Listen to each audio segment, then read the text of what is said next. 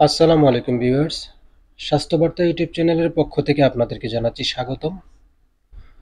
বরাবরের মতো চলে আসলাম নতুন আরেকটি ভিডিও নিয়ে। মূল ভিডিওতে যাওয়ার আগে আপনি যদি আমার চ্যানেলটিতে নতুন হয়ে থাকেন তাহলে সাবস্ক্রাইব করে পাশে থাকবেন আর আমার ভিডিওটি মন দিয়ে দেখবেন। কিছুটা হলেও শিখতে পারবেন বা কিছুটা হলেও উপকৃত হতে পারবেন। আজকে যে ওষুধটি নিয়ে আলোচনা করব ওষুধটির নাম হচ্ছে ব্যালেন্টি। এটি ভার্ডিনাফিল গ্রুপের একটি ওষুধ।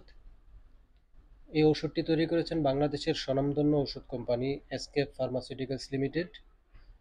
আজকে আলোচনা করব ওষুধটির নির্দেশনা, ওষুধটির দৈনিক মাত্রা, কারা ওষুধটি খেতে পারবেন না, ওষুধটির পার্শ্ব প্রতিক্রিয়া কী হতে পারে সেই বিষয়ে আলোচনা করব। মন দিয়ে আমার ভিডিওটি দেখতে থাকুন। ভ্যালিনটি 10 এবং 20 মূলত যেই রোগের জন্য দেওয়া হয় সেই রোগটা হচ্ছে ইরেকটাইল ডিসফাংশন। ইরেকটাইল ডিসফাংশন হচ্ছে একটি যৌন অক্ষমতা, অর্থাৎ শারীরিক চাহিদা থাকার কারণেও যখন কোনো পুরুষ বা কোনো হাজব্যান্ড বা কোনো স্বামী সঠিক সময়ের ধরে বা দীর্ঘ সময় ধরে সহবাস করতে পারেন না বা মিলন করতে পারেন না, সেই অক্ষমতাটাকে বলা হয় ইরেকটাইল ডিসফাংশন।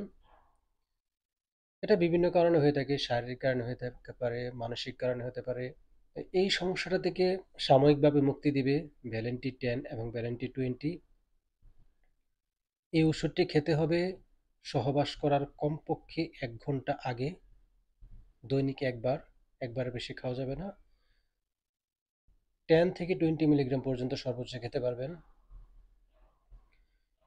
এই ওষুধটি যাদের প্রেশার বেশি, যাদের স্ট্রোক হয়েছে, যারা হার্টের রোগী, মহিলা এবং বাচ্চা এই ওষুধটি খেতে পারবেন না।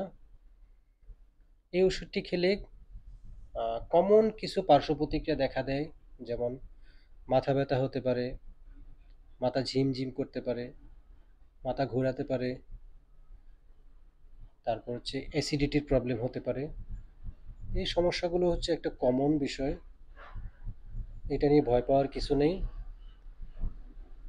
এই ওষুধটি খাওয়ার পরেও যদি কারোর কোনো উন্নতি না হয় তাহলে অবশ্যই একজন যৌন বিশেষজ্ঞের পরামর্শ নিতে হবে, তার কারণগুলো জানতে হবে, ইরেকটাইল ডিসফাংশনের কারণগুলো জানতে হবে এবং সেই অনুযায়ী চিকিৎসা নিতে হবে। তবে সাময়িকভাবে আনন্দ দেওয়ার জন্য বা সাময়িকভাবে সহবাসের সময়টাকে দীর্ঘায়িত করার জন্য প্রাথমিকভাবে ভ্যালেন্টি 10 বা ভ্যালেন্টি 20 খাওয়া যেতে পারে, তবে এটা দীর্ঘ সময় খাওয়া যাবে না, প্রয়োজন অনুযায়ী খেতে হবে।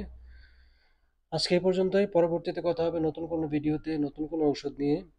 সেই পর্যন্ত ভালো থাকুন।